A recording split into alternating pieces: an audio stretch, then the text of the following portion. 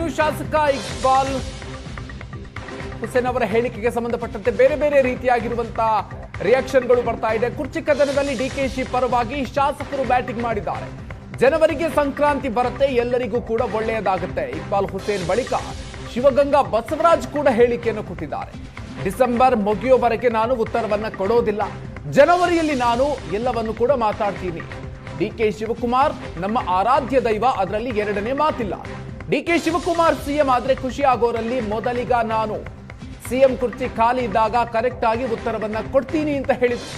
ಇಕ್ಬಾಲ್ ಹುಸೇನ್ ಅವರದ್ದು ವೈಯಕ್ತಿಕ ಅಭಿಪ್ರಾಯ ಅನ್ನೋ ಮಾತನ್ನು ಕೂಡ ಹೇಳಿದ್ದಾರೆ. ಹೌದು, 6-9 ಪ್ರಮಾಣವಚನ ಅವ್ರು ತಗೊಂತಾರೆ ಅಂತ ಹೇಳಿದ್ರೆ ಮೊದಲಿಗನೇ ನಾನು ಖುಷಿ ಪಡೋದ್ರಲ್ಲಿ, ಅದು ಅವ್ರ ವೈಯಕ್ತಿಕ ಅಭಿಪ್ರಾಯ ಇದೆ. ಆಯಿತು ಅಂದರೆ ನಾನೇ ಮೊದಲನೇಗ ಖುಷಿ ಆಗೋದ್ರೆ ಮೊದಲನೇಗ ನಾನೇ.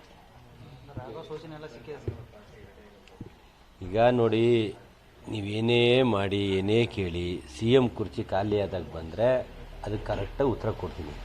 ಈಗ CM ಕುರ್ಚಿ ಖಾಲಿ ಇಲ್ದಾಗ ನೀವು ಏನೇ ಮಾಡೋದು ಏನೇ ಕೇಳಿದ್ರು ಅದಕ್ಕೆ ಉತ್ತರ ಎಲ್ಲಿಂದ ಬರುತ್ತೆ? ಬರೋದಿಲ್ಲ. ಹಾಗಾಗಿ ಇದು ಅವಶ್ಯಕತೆ ಇಲ್ಲದ ಚರ್ಚೆ. ನಾವು ಆಗಲಿ ನೀವಾಗಲಿ ಅಥವಾ ಇನ್ನೊಬ್ರು ಯಾರೇ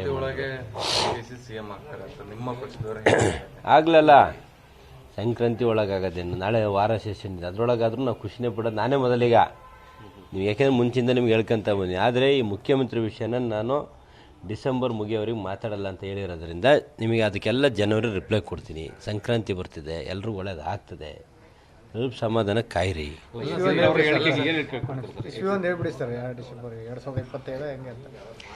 ಜನವರಿ ಯಾವಾಗ ಬರುತ್ತೋ ಅವಾಗ ಇರ್ತದೆ. ಡಿಸೆಂಬರ್ವರೆಗೂ ಏನು ಮಾತಾಡಲ್ಲ. ಅದೇ ಈ ವರ್ಷನೇ, ಈ ವರ್ಷ ಡಿಸೆಂಬರ್ ಮುಗಿಲಿ ಅಂತ ಹೇಳಿದ್ದೀನಪ್ಪ. ಮುಂದಿನ ವರ್ಷ ಏನು ಹೊಸ ವರ್ಷ ಜನವರಿ ಬರುತ್ತಲ್ಲ ಆ ಟೈಮಲ್ಲಿ ಮಾತಾಡ್ತೀನಿ.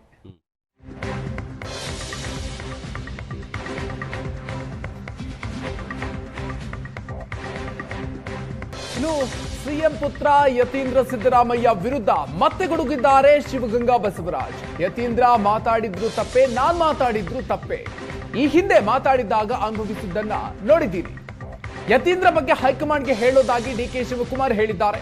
ಹೈಕಮಾಂಡ್ ಏನ್ ಸೂಚನೆ ನೀಡುತ್ತೆ ಅದನ್ನ ಡಿಕೆ ಶಿವಕುಮಾರ್ ಮಾಡ್ತಾರೆ. ಜನವರಿಯಲ್ಲಿ ಸೂರ್ಯ ಪಥ ಬದಲಾಗುತ್ತೆ, ಆಗ ಮಾತಾಡೋಣ. ಈ ಮಾತನ್ನ ಶಿವಗಂಗಾ ಬಸವರಾಜ್ ಹೇಳಿದ್ದಾರೆ.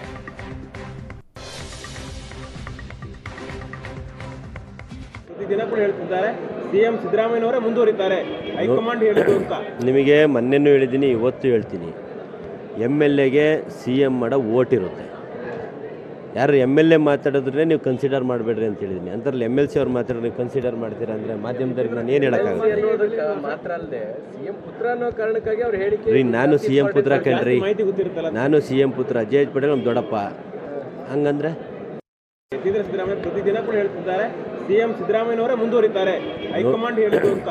ನಿಮಗೆ ಮೊನ್ನೆನೂ ಹೇಳಿದ್ದೀನಿ, ಇವತ್ತು ಹೇಳ್ತೀನಿ. MLAಗೆ CM ಮಾಡೋ ಓಟ್ ಇರುತ್ತೆ. ಯಾರು MLA ಮಾತಾಡಿದ್ರೆ ನೀವು ಕನ್ಸಿಡರ್ ಮಾಡಬೇಡ್ರಿ ಅಂತ ಹೇಳಿದ್ದೀನಿ. ಅಂತರಲ್ಲಿ MLC ಅವ್ರು ಮಾತಾಡೋದು ನೀವು ಕನ್ಸಿಡರ್ ಮಾಡ್ತೀರಾ ಅಂದರೆ ಮಾಧ್ಯಮದವ್ರಿಗೆ ನಾನು ಏನು ಹೇಳ.